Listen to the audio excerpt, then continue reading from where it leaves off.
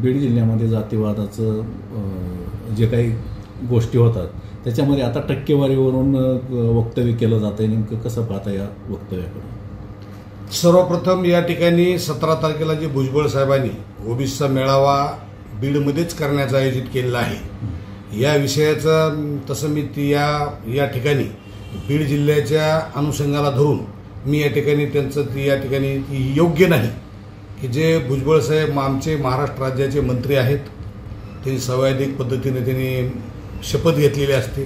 त्या शपथेमध्ये सांगितलं असतं की मी सर्व जाती धर्माला घेऊन या ठिकाणी काम करत आहे किंवा काम करायची त्यांनी बंधनकारक आहे. अशा वेळेस त्यांनी ज्या पद्धतीनं या ठिकाणी बीड जिल्ह्यात मेळावा घेण्याचं ठरवलेलं आहे, या मेळावा घेण्याचं ठरवल्यानंतर या ठिकाणी काल आम्ही ती टक्क्याची भाषा काल ऐकली आम्ही की आमच्या बीड जिल्ह्यातले माजी मंत्री धनंजय मुंडे साहेब त्यांनी सांगितलं की 2% काय टक्का सुद्धा आम्ही मिळू देणार नाही. विषय टक्क्यावर तुम्हाला विचारलाय कुणी? हा विषय तुमचा काय संबंध आहे याच्यामध्ये? तुम्ही टक्क्यावर का बोलता? तुम्ही फक्त तुम्हाला भुजबळ साहेबाच्या ओबीसी मेळाव्याला तुम्हाला बोलवलेलं नाही, तुमचा त्याचा संबंधच नाही त्या मेळाव्याचा काही. भुजबळ साहेबांनी कुणाला बोलवलंय का? मग त्या मेळाव्याला त्यांनी मेळावा घेतलाय, त्याच्यात तुम्हाला बळ सामील व्हायचं म्हणून तुम्ही टक्क्याची भाषा करता का? तुमचा संबंध काय त्या मेळाव्याचा? तुम्ही खरे ओबीसीचे लीडर आहेत का? तुम्ही ओबीसीचे खऱ्या अर्थाने नेते नाहीत. आणि जे मराठा तुम्ही आज कुठल्या भाषेत बोलता साहेब?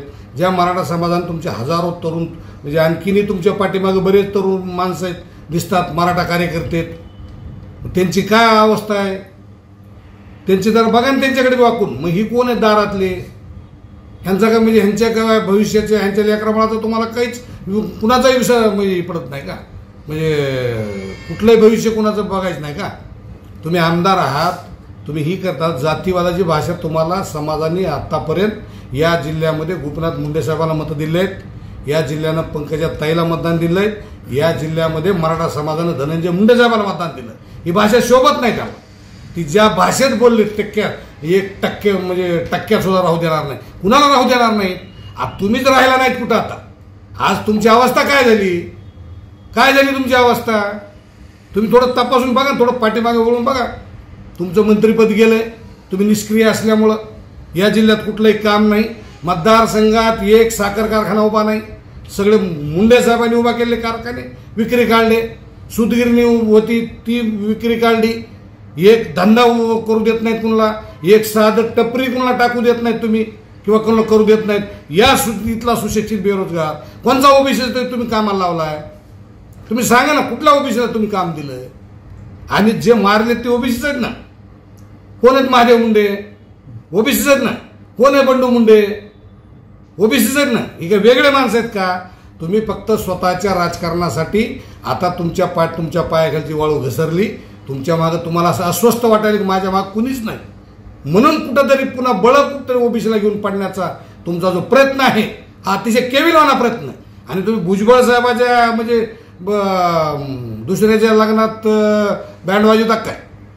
तुमचा संबंध काय त्या ओबीसी मेळाव्यात? त्यांनी सांगितलं हाक्याला बोललेलं नाही किंवा धनंजय मुंडेला बोललेलं नाही. पुन्हा तुम्ही कशाला तिथे इन्व्हॉल्व्ह आहात? तुम्हाला घेता ज्या ठिकाणी तुम्हाला सन्माननं बोलले नाही तुम्ही जाता कशाला साहेब? तुमची काय ही अवस्था झाली आत्ताची? ही अवस्था तुमची योग्य नाही. आणि तुम्ही जे बोललात हे टक्क्यात कुणी कुणाला रोखू शकत नसतंय. समाज या ठिकाणी आम्ही मराठा समाज कुठल्याच वेळेस जातीवादी नव्हता आणि आजही जातीवादी नाही, तो भविष्यातही जातीवादी राहणार नाही. सर्व जाती धर्माला घेऊन चालणारा जर कुठला समाज असेल तो मराठा समाज आहे. देशमुख साहेब, बीड जिल्ह्यामध्ये समता परिषदेची हे मेळावा होत आहे आणि या मेळाव्याला स्वतः छगन भुजबळ साहेब स्वतः उपस्थित राहत आहेत. मेळाव्याला कुणाचाच विरोध नाही, परंतु छगन भुजबळ साहेब येत आहेत म्हणून मराठा बांधवांनी त्यांना विरोध दर्शवला आहे. आपण ही मराठा समन्वयक आहात, काय वाटते आपणास? विरोध दर्शवायचे म्हणजे मला सांगा, हे संवैधानिक पदावर बसलेले लोक आहेत, त्यांना हे शोभत नाही. भुजबळ साहेबाला शोभत नाही. धनंजय मुंडेचं मंत्रिपद काढून कशात दिलंय तुम्हाला? ती निष्क्रिय म्हणून तुम्हाला दिलं. तुमची काही क्रिया दिसेना, मग तुमची जातीचीच क्रिया आहे का? फक्त काही जरा सामाजिक कामं करा ना. सगळ्या कुठल्या धर्माला तुम्ही आता पण मदत केली ही तर एकदा सांगा. सगळ्या जात तुम्ही एकदा मंत्री झालात का नाही? मंत्री झाला सगळ्या महाराष्ट्राचे, सगळ्या जाती धर्माचे मंत्री आहेत तुम्ही. सगळ्या जाती धर्मासाठी तुमचं काम काय आहे सांगा तुम्ही. हाय का काही 10-5 माणसं तरी खुश कुणावर? मग तुम्ही एकट्यापुरतंही राबविता का? मी एकाच जातीपुरतंही मंत्रिपद राबविता का? ही तुमचा निष्क्रियपणा आहे. या ठिकाणीच खऱ्या अर्थाने त्यांचा पराभव आहे भुजबळ साहेबाचा.